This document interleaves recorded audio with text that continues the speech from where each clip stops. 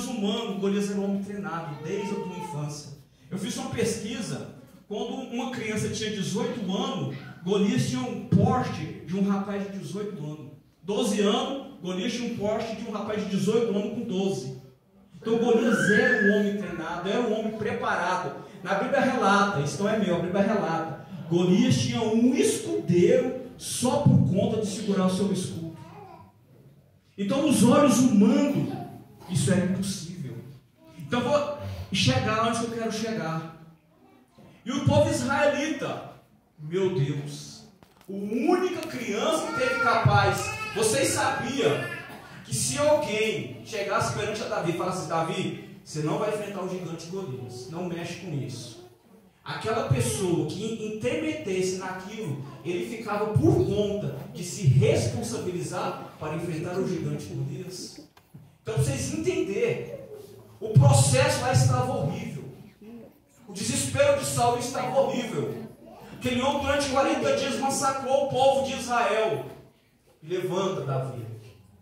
E naquele momento, naquela circunstância, algo sobrenatural aconteceu. Algo sobrenatural aconteceu. Eu quero dizer com essas palavras, Tiago, o processo somos nós. O processo de evolução com Cristo somos nós. A forma que nós abraçamos a nossa responsabilidade com Cristo define quem nós somos. Para Davi ter vencido aquele gigante, vou repetir mais umas 5 vezes, ele teve que passar pelo processo do leão e do urso. Ele teve que sentir algo sobrenatural na vida dele. Quando você vai ler a palavra de Deus, você pega profetas, você pega histórias diferentes, mas o processo é o mesmo. Vou pegar 2 profetas, para não estender muito. Simples. José, um sonhador, sonhou, Deus revelou um sonho, foi vendido pelos seus irmãos, estava na casa de Potifar. A mulher tentou se deitar com José. E qual foi a palavra de José? Como eu, a partir do momento que eu deitar com você, pecarei contra o meu Deus. O processo da vida dele, ele entendia que o processo da vida dele era Deus.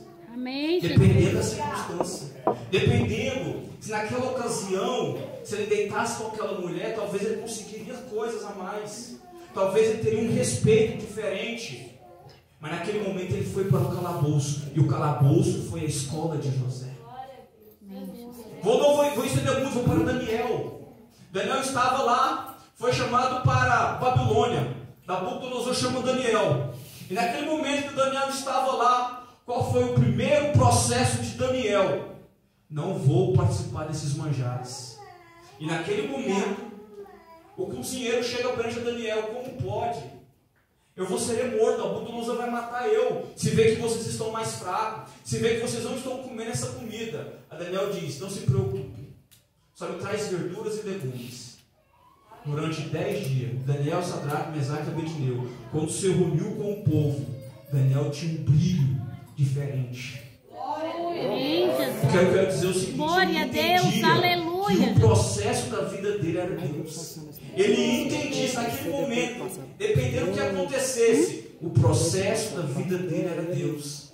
O que nós devemos tirar em nossas vidas? O processo da nossa vida somos Deus.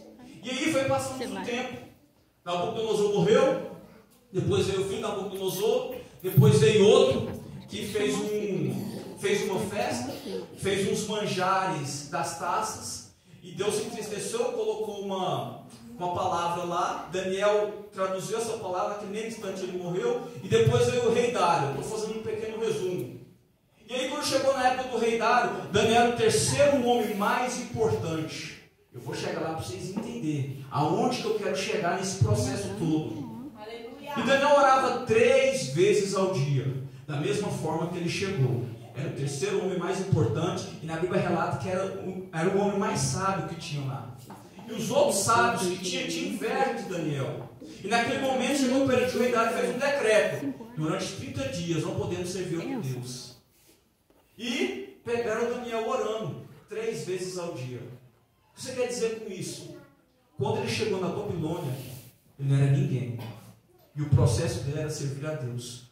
Depois, passando muitos tempos, transformando um homem mais sábio, tendo nome, tendo fama, tendo um protocolo, tendo às vezes pessoas que serviam a ele. Ele nunca perdeu o processo de servir a Deus e orar 3 vezes ao dia.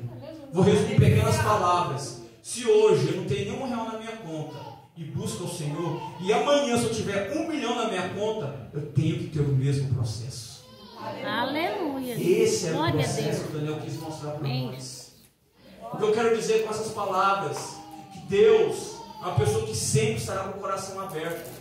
A única diferença é o processo que nós encaminhamos com Cristo. Quando você vai ver uma lagarta, ela fica um tempo na vida dela se arrastando. Depois ela monta um casulo e depois ela transforma numa borboleta. Aquele cenário de Davi, quando Davi enfrentou aquele leão, aquele urso, ele tinha montado um casulo. Quando Davi foi enfrentar aquele Golias, Davi era uma borboleta. Eu vou explicar para você entender. Amém. Às vezes você vive um cristianismo de 50, 60 anos com uma lagarta, se arrastando.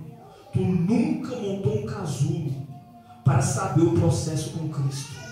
Você nunca entendeu o processo de se transformar numa borboleta e enxergar além do que os olhos podem ver. Amém. E como se fosse algo impossível, mas não é. Deus está de portas abertas, esperando algo diferente entre nós. Para Deus chegar em você e fazer como Davi, como Daniel, como José, como Elias, como Eliseu. Derramar um processo sobrenatural em nossas vidas. O processo somos nós. Você quer ver algo interessante? Antigamente, quando tinha circo, eles pegavam um elefante, pegavam espora, amarravam uma cordinha na perninha dele, e eles davam comida, davam água, até ficar perto do elefante, dava banho, e depois voltava o elefante para si.